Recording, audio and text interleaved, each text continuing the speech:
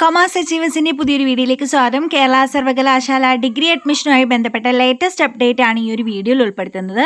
കേരള സർവകലാശാല ഡിഗ്രി വിദ്യാർത്ഥികളുടെ third allotment വരെ കഴിഞ്ഞു. അതിൻ്റെ അഡ്മിഷൻ പ്രൊസീജിയറും കംപ്ലീറ്റ് ആയിട്ടുണ്ട്.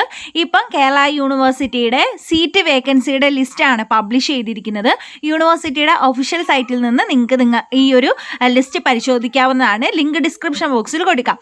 അപ്പോൾ ഇവിടെ 4 ഇയർ ഡിഗ്രി പ്രോഗ്രാം അഡ്മിഷൻ 2024 1/7/2024 വൈകിട്ട് 4 മണി വരെയുള്ള മണി കഴിഞ്ഞിട്ടുള്ള വേക്കൻസി പൊസിഷനാണ് ഓരോ കോളേജിൻ്റെ ഇട്ടിരിക്കുന്നത്.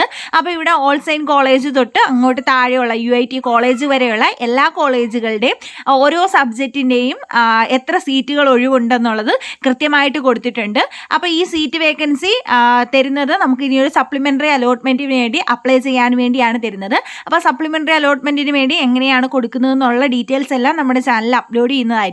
ഇപ്പം നിങ്ങൾക്ക് ഈ ഒരു സീറ്റ് വേക്കൻസി നോക്കിയിട്ട് ഏതൊക്കെ കോളേജ് അപ്ലൈ ചെയ്യാനായിട്ട് നിങ്ങൾക്ക് പറ്റും, നിങ്ങളുടെ മാർക്ക് വെച്ച് അപ്ലൈ ചെയ്യാനായിട്ട് നിങ്ങൾക്ക് പരിശോധിക്കാനായിട്ട് സാധിക്കും. അപ്പം നിങ്ങൾക്ക് വേണ്ടുന്ന കോളേജുകൾ നോക്കുക. ആ കോളേജ് നിങ്ങൾക്ക് വേണ്ടുന്ന കാറ്റഗറിയിൽ സീറ്റുകളുടെ എണ്ണം നോക്കുക. അപ്പോൾ ഈ ജനറൽ കാറ്റഗറി തരുന്ന സീറ്റ് എന്ന് പറയുന്നത് എല്ലാ വിദ്യാർത്ഥികൾക്കും വേണ്ടിയുള്ളതാണ്. അപ്പോൾ ഈഴവ മുസ്ലിം കാറ്റഗറിയിലൊക്കെ തരുന്നത് SSC ST കാറ്റഗറിയിലുള്ളതൊക്കെ അതത് കാറ്റഗറിയിൽ വരുന്ന വിദ്യാർത്ഥികൾക്ക് വേണ്ടിയുള്ള സീറ്റുകളാണ്.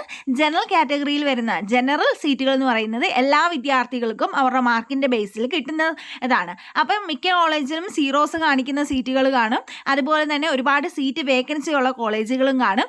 അത് നോക്കി നിങ്ങളൊരു ലിസ്റ്റ് പ്രിപ്പയർ ചെയ്ത് വെക്കുക. ആ ലിസ്റ്റിൻ്റെ ബേസിസിൽ നിങ്ങൾ മാക്സിമം ഇനി വരുന്ന സപ്ലിമെൻ്ററി അലോട്ട്മെൻറ്റിൽ അപ്ലൈ ചെയ്യാനായിട്ട് സാധിക്കുക. അപ്പോൾ നിങ്ങൾക്ക് സീറ്റ് വേക്കൻസി നോക്കുമ്പോൾ ഏതൊക്കെ കോളേജിൽ കിട്ടാൻ സാധ്യതയുണ്ട്, അല്ലെങ്കിൽ ഏതൊക്കെ സബ്ജക്റ്റിലാണ് കിട്ടാൻ സാധ്യതയെന്ന് കൃത്യമായിട്ട് മനസ്സിലാക്കാനായിട്ട് സാധിക്കും. അപ്പോൾ ഈ ഒരു ഇൻഫർമേഷൻ നിങ്ങളുടെ ഫ്രണ്ട്സിന് എല്ലാവർക്കും ഷെയർ ചെയ്ത് കൊടുക്കാൻ നെക്സ്റ്റ് ഒരു വീഡിയോയിൽ കാണാം. താങ്ക്